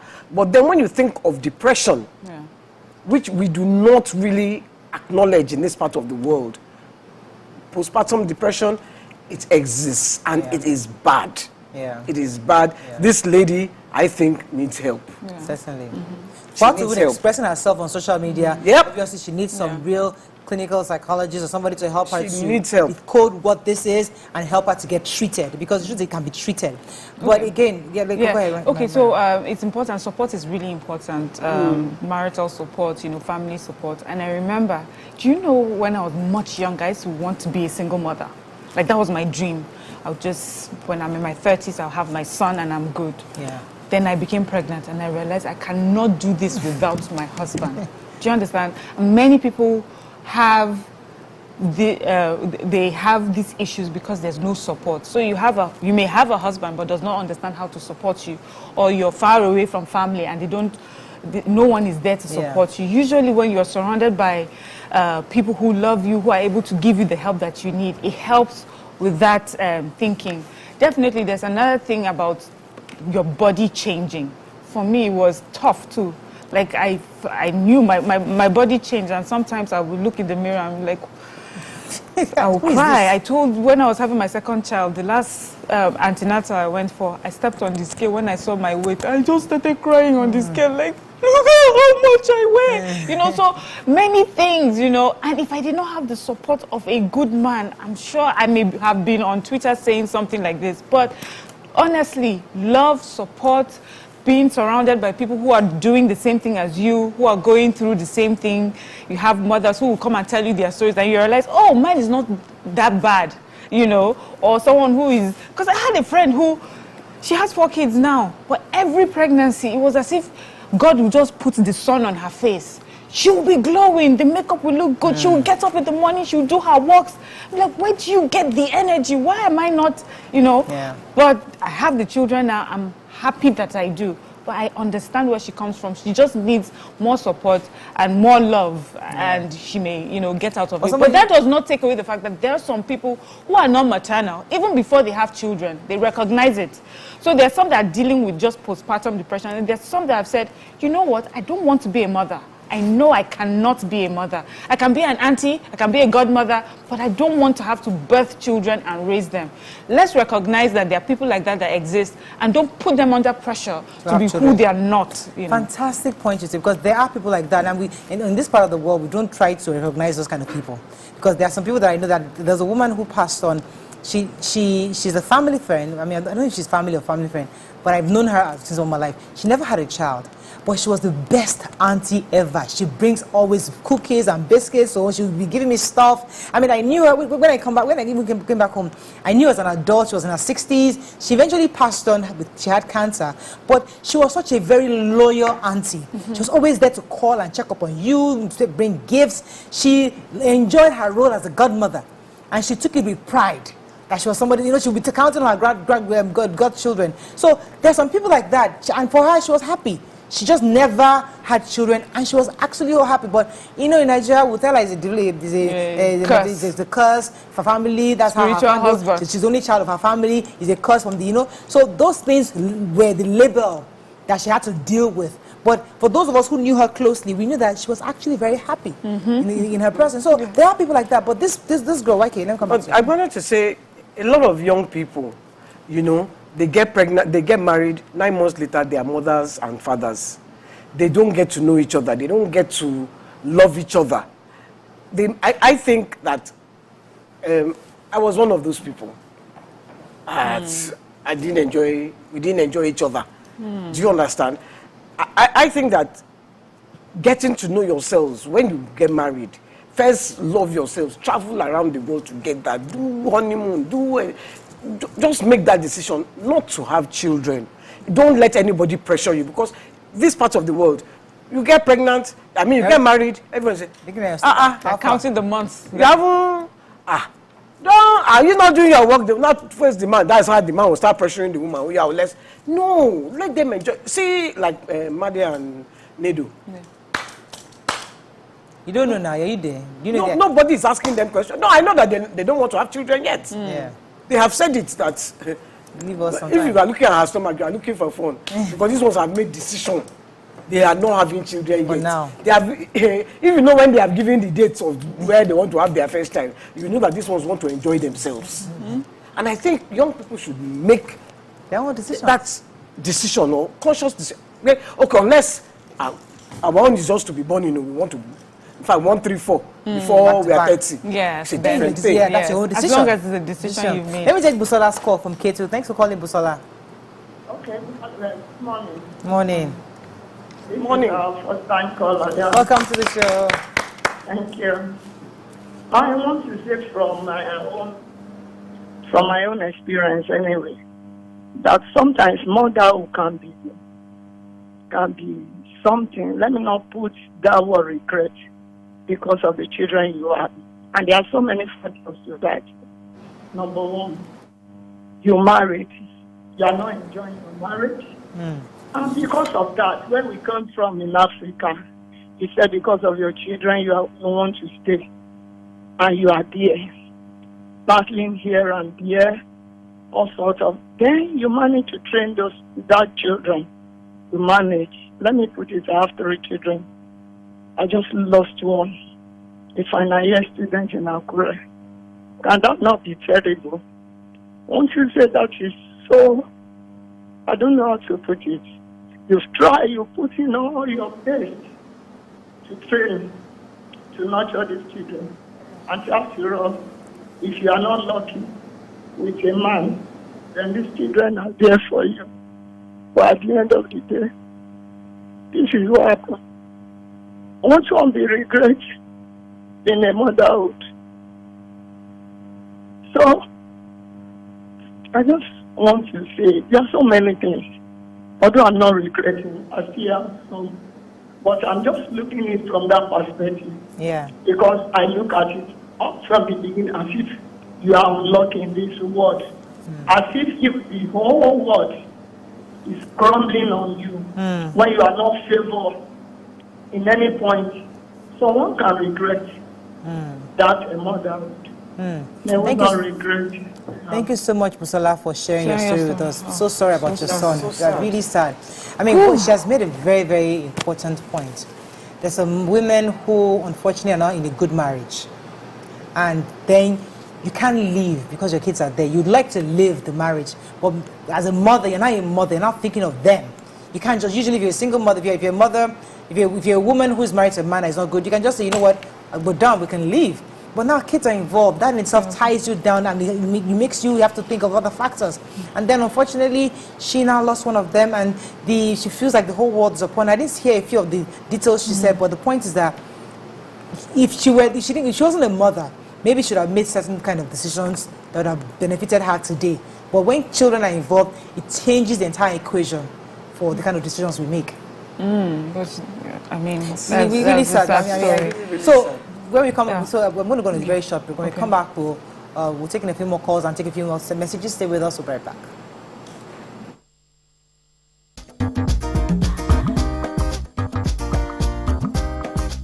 Stay tuned. Your View will be right back. Ladies and gentlemen, Joe La General, the one and only Pere Egbe. Which of the following is false about teeth? We are born with 20 primary teeth. Teeth are the hardest substance in the body. Teeth are the strongest bones in the body. Teeth is not a bone, actually. Teeth can self-repair. The strongest bone in the body, no. Teeth is not a bone. Final answer? Teeth is not a bone.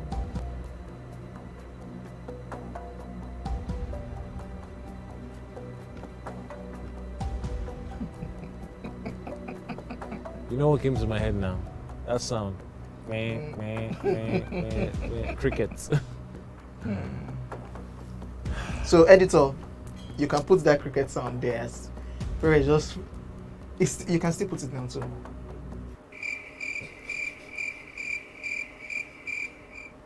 When was the first Gulda ultimate search?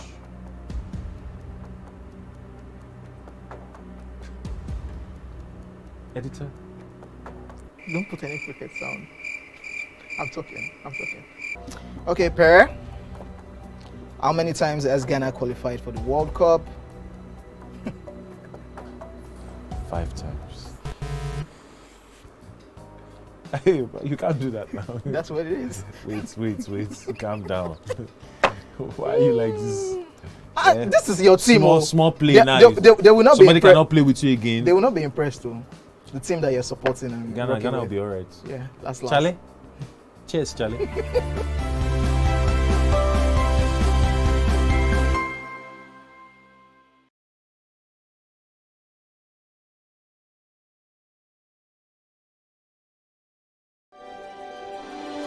TVC Communications, Nigeria's leading independent broadcast company, has been officially designated as a great place to work. Over the past 3 years, we have transformed our workplace into one which is respectful, caring, rewarding, and provides great benefits to all our 500 employees. We thank our team for giving us the chance to show that partnership between employer and employee really works.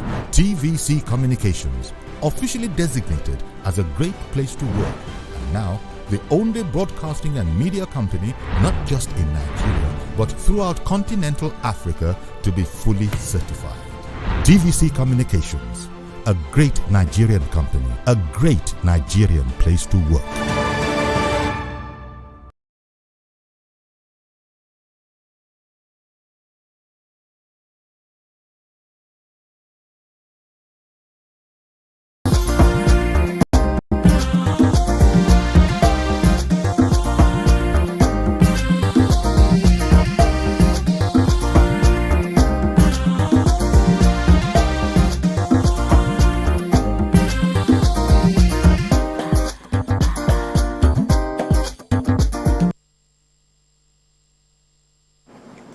Thanks for staying with us. We're still assessing the impact of motherhood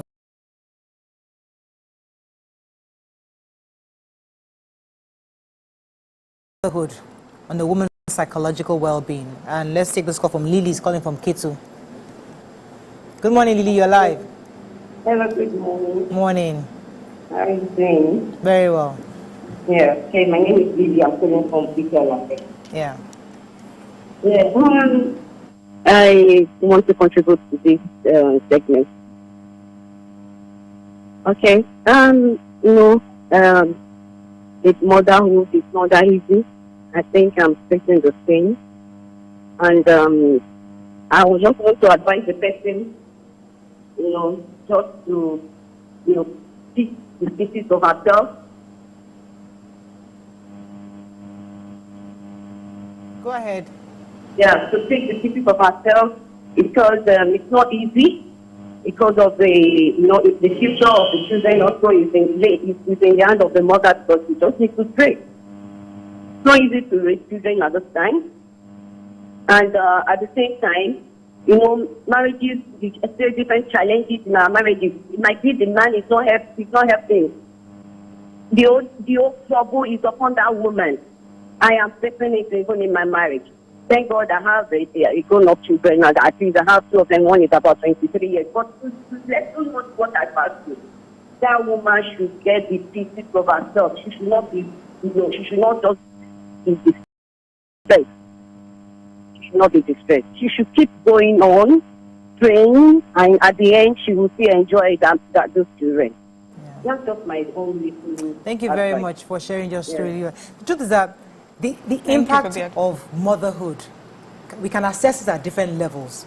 First, at the point of birth, which is what Miriam shared with us earlier. Then at the point of your career, at the point of building the home. Some women have to sacrifice everything they want for themselves. Maybe we are here buying lipstick, some women cannot buy it all. Yeah. Because the little money they have, they rather the children's school, the shoes, as I've spoiled, they have to, the shoemaker has to fix it. School books, pencil cases, all those you are buying, they don't have that extra money. They're sacrificing what their own needs, their own personal needs or wants for their children. And that's that's an assessment that is worthy of note, because the truth is that many people just assume it's okay, she be your child now, do it for your child now. But sometimes it's sacrificial to the woman. A lot of things you have to suppress, a lot of desires you want to have, but you can't because you have a mother. You are thinking first of that child, to put close to that child, especially if you don't have a husband who's supporting you. And a lot of women are in that shoe right now where their husbands are not very supportive. Yeah. Well, not because they don't want to, but because they are also trying to build a business. So there's so many other factors that that you have to really assess myself, like as a mother, is this what it's supposed to be? Am I supposed to be here? Can I really handle this pressure as a mother? I think people don't really take the sacrifices of motherhood seriously, or people don't understand, and I don't want to label it men don't understand, because I'm labeling. I don't want to label. That's why I say people don't understand the sacrifices a woman makes to be a mother. And I'm telling you, the sacrifices are enormous. They are so. I remember when my daughter was going to university, and I did without a lot of things because I saved that money. That this money, she wants to go to England, and that England she's going. Yeah. I did not spend my money. I didn't buy a car. I didn't do anything because I wanted to train my daughter the way I wanted to give her the start in life that I felt she deserved. You know, she didn't beg to be born. It was my decision to bring her to this world, so I sacrificed a lot to make sure that she went to school in England. You know, who sent me to school in England? Nobody, you know. My father will look at you and say, "Oh, I beg, sit down." You know? Take this call from Boluwatifa. Come back to you. Boluwatifa, thanks for calling. You're live. Hello, Boluwatifa. Good morning, Mariah. Good morning. Good morning. Go ahead. You're live, please. Need volume. I'll give advice concerning my mom. When I had my first child, I can't hear you. And it was so Maybe they can hear her at home. He stressed me at all. But having the second child was so stressful, and that was just a single child. It was so stressful. Boluwatifa, I can't hear you. All properly. Sometimes. Can you please let me call her back? I think she wanted to share her story because we really need to speak to her. Let's take a few comments on social media and see what we have. Well, you're also talking about sacrifices that women make, you know, apart from physical and emotional, you know, like material that you said. And as you describing, you know, the sacrifices, of course, I'll always talk about my mom. My own mom's case, she was a widow. She lost her husband, and she lost her husband very early, you know, really early in their marriage. Too young. She also got married very young, you know, and she lost her husband, and she had to take on the responsibility of taking care of 2 children. And a nurse on what salary, you know. And so that thing about motherhood, for a real mother, is that the mother is willing to sacrifice even her life so that she can see her children, you know, do well and do better. And so maybe for a young mother now realizing that, so there are many things you will not think of yourself first, you know. You walk into a shop to get something for yourself, then you remember your child. You remember your child needs food. You remember your child needs to go to school. So many things. It's not about you anymore. And the world that we live in right now, where it pushes this self-love, self-care, you find that you're constantly trying to balance the two. Okay, then when do I start this self-care? If all I can think about is how to care for these children, that everything I have, my emotions, my money, everything has to go into helping these children. My mom declined many job opportunities because she felt these children have lost their father. This job opportunity will take me away from them, so they'll lose their father and their mother at the same time. So many decisions she took because we were in her life. Maybe her life would have turned out much more different. But, you know, she was happy to do it. And she talks about it with so much, you know, the sacrifice. Mothers are doing quite a lot. And really, what mothers need is support. The way we've always done it in Africa, used to do it, where you're constantly surrounded by family and you're surrounded by friends. That, I think, helped cushion a lot of the issues that people are suffering right now. Now, you sort of tend to do it alone, especially for those who have jackpot now on their own, raising this child, bringing this child. Yes, you may have a supportive husband or family, but they're in a different country. You know, so there's nobody there. So these are the issues that people are dealing with now that may make motherhood even harder you know, than it already is. But truly, in the end, I believe it is worth it. Sometimes your child will look at you and smile or say something so innocently beautiful to you, you know, I'm like, did this come from me, you know? So can I take some messages? Yes. Structure says, the woman is suffering from postpartum depression, simple as ABC. She should get treatment ASAP because it's a major risk for major depressive illness in future. Hafsat says, when my mom... Have them take a tie. Oh, we lost it. Tie, are you there? Then we lost it. Go ahead. Hafsat says, when my mom tells us some of the things she went through when we were in school, in some that she still can't tell us up till now. I used to feel grateful she didn't let us know back then, because it would have broken us as children. Moses Ade says there are so many variables here, and nature is not in favor of the woman. For Lashade, that's so profound. Nature is not in favor of the woman. Yes. Yeah. I don't get that. Because so for me, I feel like from when you start giving birth, your body starts deteriorating. That's nature. A woman does not become more of, yes, now, you know, with technology and science, we're trying to do that, but naturally you start to lose yourself, you lose a lot. I've heard people who have gone blind because they started having children, or who have this pain in their back or in their legs because they've had children, or have this heart condition that they have for the rest of their life because they had children. Women have lost their lives because they have children. Now that's just on the physiological part. Now then talk about society, where once you have children, you're labeled a certain way. You cannot push for some things, you cannot be in some rooms because you're used goods. You know, so many things, and he's right. So that's where we now need human beings to do better for women. I think the worst part is after a certain period, you can't even have these children anymore. Yeah. When you are in your 40s or your 50s, if you carry, you are risking your life. You know, you only have a time limit. A man can have a child at 70. Let me take this call for more. Calling from Ikeja. Thanks for calling. You're live. Yeah, good morning, baby. Good morning. Yeah, so I have a contribution to make about this topic this morning. So, what I can say is, I pray God Almighty makes all women marry, we should marry right. When you marry a partner that doesn't really care, then having a child too, is going to be difficult too, very, very difficult. I could remember when I was way younger than this, my mom got married twice. You see, the two husbands like this are just nothing but, they are just trash, honestly, because my growing up was so tough. My mom is the one doing everything. Even when she's sad, she has nobody to share the story with.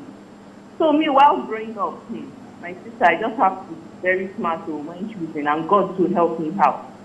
Thank God for the wonderful husband I have and the family, to my husband's family. When I put to bed, they are all there for me. They help me out.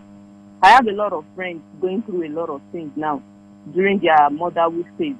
It's not easy at all. Some are even depressed, and they look so tattered and worn out. Yeah, because the husband is not even helping. Yeah, they all put all the burden on the wife, and they are not even supportive 100%. It's tiring, honestly. Many women are going through a lot. God help us. Thank you so much. It reminds me of something. Okay. Lashade Treasure, sorry, I just wanted to read this. As humans, we need to be more empathetic towards one another, particularly as spouses. Motherhood is not easy, and men shouldn't see it as a woman's responsibility alone. So what she just said reminded me of something that happened to me. As I described, my pregnancy can be really tough. One of my friends comes into the house, she's like, "Why are you looking like this?" I'm like, "I beg, leave me." She was like, if she was the one, her husband would not agree. I said, "So in your pregnancy, you still have to make sure you're a certain way." She said, "Yes." No. Then my husband walks in. My hair was out in an afro, and then he comes and then he rubs my hair, like, and he walks away. She looked like, "What? Like, what was that?" I said, "He loves me the way I am." So, do you understand? I did not have the pressure to look a certain way. Look a certain way in my discomfort. I was accepted in my discomfort, and I was appreciated. That went a long way. So I can now imagine someone who is finding it difficult. Then you now have this husband who says, "Have you made your hair? Have you done this? Have you have you fried chips instead of made pounded yam for me?" And then you carry all this. It makes it harder. When you talk to, I've seen messages on social media, where it seems that men actually, you know, younger men, they don't seem to understand the extent, you know, what it takes to carry a child and give birth to a child. We need a place where we can talk to young men. It's not just about getting pregnant and then giving birth after 9 months. Yes, for some people, it can be easy, but for some, it takes a toll on them. There was this trend that was going around about a girl showing herself pregnant, and then men were coming for Nigeria and said, look at them, see how this one is smart.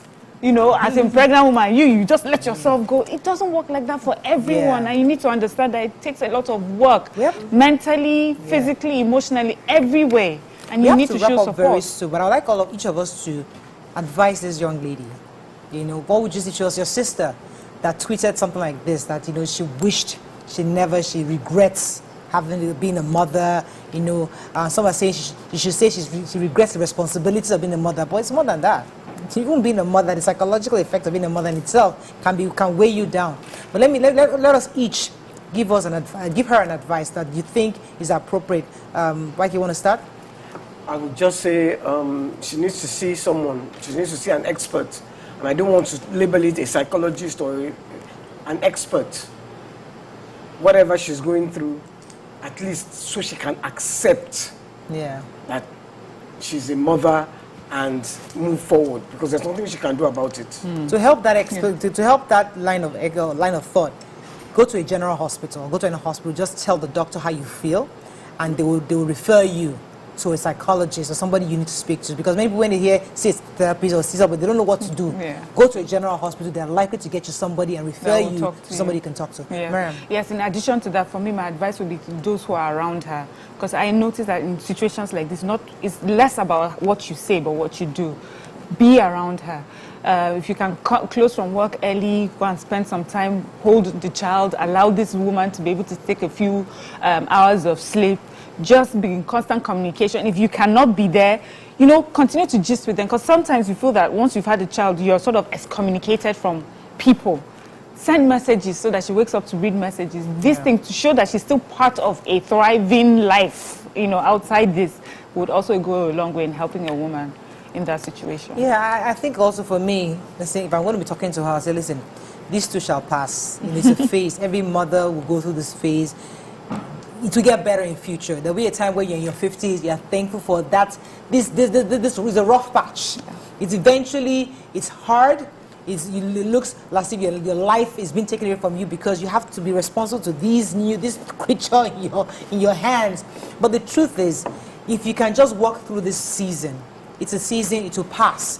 And you'll be in your 30s, your 40s, your 50s, and thankful for this beautiful child that you sacrificed to raise. And you know, and the truth is that then you have that satisfaction. So it's a phase, and hopefully, just as Mariam said, family should be around her, and she should see a professional. That should also help her. Let's take a few more comments before we wrap up, so we can move on to the show. I have just one. Samiama says, women need to be more open and honest about their experiences in motherhood and marriage, so other women are able to make informed decisions. Please, that is a fantastic comment. Women need to be more open and honest about their experiences in motherhood and marriage, so other women are able to make informed decisions. We make it look as if it's easy. Yes. We think it's normal. The truth is that we're not sharing our stories to young people. We're not sharing it to each other.